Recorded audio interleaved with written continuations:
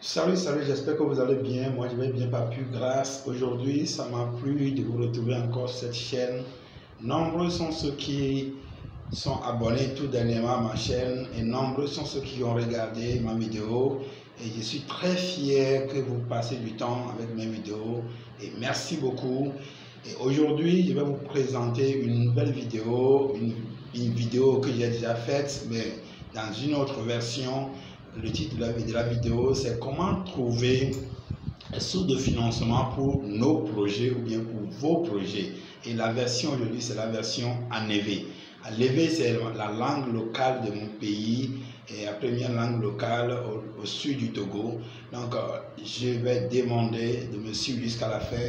Et si vous me suivez pour la première fois, je m'appelle Jacoto Aimé et je suis un motivateur en herbe. Donc celui qui donne un coup de main à ceux qui sont découragés, à ceux qui ont perdu d'espoir d'avance. Et je disais dans une vidéo que si tu perds l'espoir, c'est que tu as tout perdu d'avance. Donc il nous faut rester motivés jusqu'à la fin de ce que nous faisons, persévérer surtout lorsque on n'arrive pas à faire et lorsqu'on n'arrive pas à trouver le moyen à s'en sortir. Lorsque tu persévères, tu vas t'en sortir. Merci beaucoup. Et je te demande une chose encore, c'est de s'abonner à cette chaîne si tu ne l'as pas encore fait, d'activer la cloche de notification pour recevoir les prochaines vidéos et surtout partager et liker ces vidéos car cela me fera du plaisir. Merci beaucoup. Et nous avons aussi bien que nous avons dit et dit John, nous avons dit John, allo dit John, ma pomposo afi nyatempo e gaucho alo nyatempo e gacho atinto dunia pe a job nko alo nu yokata mejile miawo e zigeria e bana mebe e sia yake mejile miawo nde be an gabana mi alo gabe nyawo me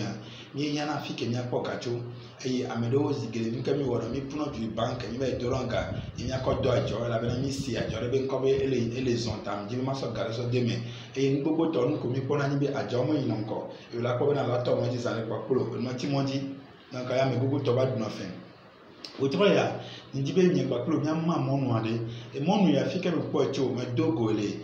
agbala de me eye agbala ni ya mi wo na kokoko ni ye be yin o nu ko be yin ta dogo wa mchuare yo na be Ricardo Enyama donc de kate ya enuna agbalade e agbalabe ko dan ko le français mo be la chef de ma mère. Donc chef de ma mère ya lo enonye pe gbo enukati o pompo kulo e ba ba mi ya o résumé non mo ba ma tan sem bi tuku ko le gudo mi antina mi e ba be eto ku e ye nuke pour me so da pe no nota e gbo de ka ko chene e yo be jumi nu ko wona no bunya ne mi to bunya kokwa no la kro mi ajo ye ayi no be ko pe e de kate ya nuke jore ji o de o ku mi nuke jore ji o onyi fi ame ne no wa no e ye no kro ka ta to do e ko pe nuke jo ko le jo gbo de ka pe ko na o e wa no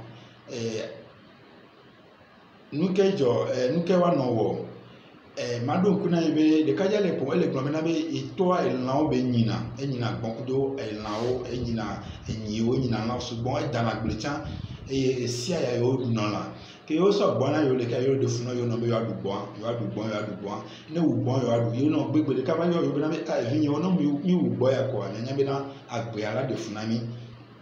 en ka do e da si gbo e da e gbo no be da si gbo ja sare gbo la jivi e gbo jivi tutu mato e ji jo pata e velia zane pa gba tro jivi e to gbo le ka dia nke ba jo gbo po ba sun wa si e gbo ba alo ba sun wa si zan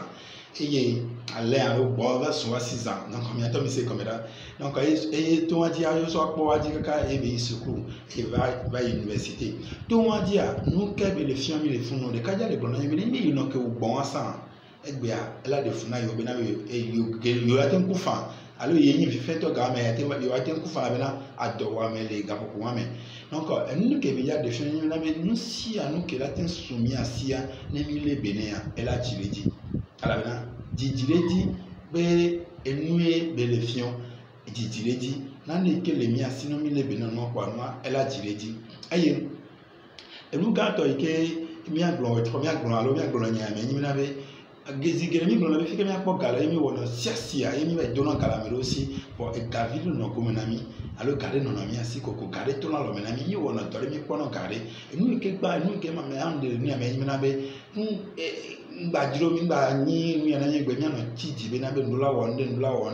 nu gba to ko ndula wono jibe ya to business ere ya to affaire de dia nu gba to ko o la planifier alo awo dodo kurunti no mo dodo kudo business en chalo enu anti wa ela na be o la jagba ma je tiri me kaka no abi na ndu ga ya o ko to ji o nya ga ka me ye be la ba che ko amelo ko se be no tonde ji egbe to affaire de ji to business ji tonde o tonde sa sagbia elu a ko tete ma na ze ka do awo o mu ke de ka ja le fi mi na be mi do la le bi na be ka o mi do la le bi na be ka o e ni ke mi awa ko nyibe esia yi ke garedo alobina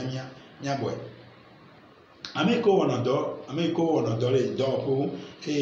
ojina be gbele ka na ba da si do nti a e cha do do pe dia nu pa to ko na wa nyibe na be elle na obe na compte ale ko ya be compte d'épargne allo gajira do pe ade ike won ta no chira garo te pe ma anomo no be parce que susu de la si obe na be na egunya da si do ike le wo allo na nyibe ye do te pe do pe ale ke ya da si do ya to do wo ya no do kosi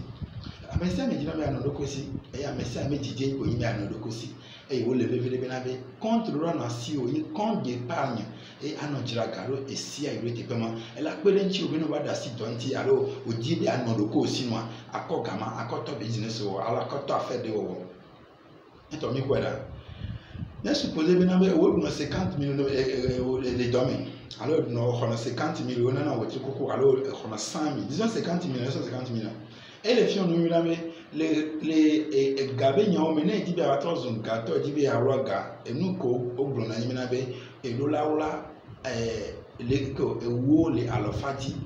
alors si bien mis 150 millions afifia 50 millions de couple à ton avia au moment que tu comme à ton là na fille non 50 000 et 5 000 plutôt là na fille son obla butricia weti kaka ne wala ko to comme à ton weti ça weti kaka peleka nto mi poeda ni gaga de benyon pour ko to couple à 60 000 avec 60 000 que la siwa ratin toto affaire de dia toto ndewo ikwada miga nyambira bya abai tokala merisi kafia tonde wo elevebere yaro mi amoko na sebena be ni duga ela yi bela onu ya parce que quand les sinti on le do nyango no sigere bena be nenyi be o maten lebe na kotokwa me wo wadi kotoku wielfe wo no ko 100 000 ko 160 000 ko 1 million no cha nenyi be o maten lebe no ko to ajo mecha elagre non matin le bene gavi so e la si wa matin jejo parce que principe beyin e yo blon bena be ameke le bena nu vi so ya wa ko gan o ko ni ameke po nu vi so e dia wa so gan o ko ni parce que ele vivere non matin le bena ga ke la si o gavi tu ke la si o egbe wa ngba ko se bena be no so million le kana ya le bena matin jejo et c'est très élevé quoi très important donc pour moi mi doit lever ne di bena be ya poga allo so to ajo le nko ni ile wo egbe e bla to ka de bobo e di be ato ajo ka wo susu bena be e to gbedi ya no bo ka vide ka na ka lo me ya to ajo to ato mi yawo e ga de bom la si yobo we a lo ko me fia ko to ko ma to la si o puta me ka te ko to ko ma ton nke matin ko to ko ma ton ni azimbo awa e bli femme to meme amolako allo nti ebe asa to esa que les santi ga que de pore dia no boy vide zane po et avobe asa to nti dia ate savo enya to nti sasa dia o ha ate savo atendu afo fiese ala atendu fiese to ko ha donc egbe a amenemate gbagbo be na be ye yan gaga afia ko tonde o la ten so gaga so to ne ko la bena e ton wo ho bo abena bi akọ gaga 250 000 300 000 500 000 1 million akoto business dia no me ye be sukulu ni o mu nti wa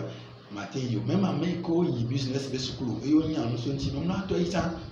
we ga base no no gome na we gbo no be namba marché o wa e ya do na sinye ami elevevere na mi be na be Mianto, mianteni bailleur de fonds, alors mianteni ameko et la ting diga na yabe a jododo. Voici te bien avec le camp. Bon, vine et nous combien là ouais. La pelentiu. Nous on peut s'abonner alors on peut encore rendez-vous pour non. Il faut s'abonner à ma chaîne. Like cette vidéo, partage.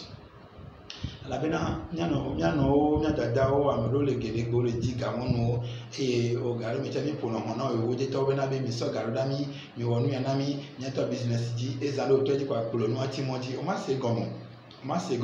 amelo pere ono fi onti le du ya me bena wa to zo nu ga wo nu kejo ajo mu inko e la bena ntin nyale ko le bena e nu fi so e ke le si.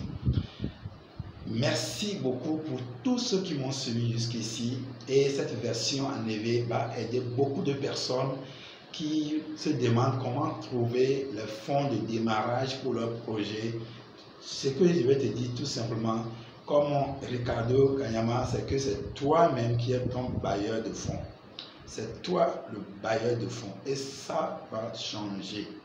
Ça doit changer. Donc, nos mentalités de trouver des fonds quelque part, de créer sur l'État, que l'État doit nous aider, qu'on doit faire quoi. Nous sommes, il doit nous aider, certes, mais tu es ton propre bailleur de fonds pour tes projets. Planifie. Donne-toi un objectif et je sais que tu vas y arriver. Merci beaucoup. Si tu n'as pas encore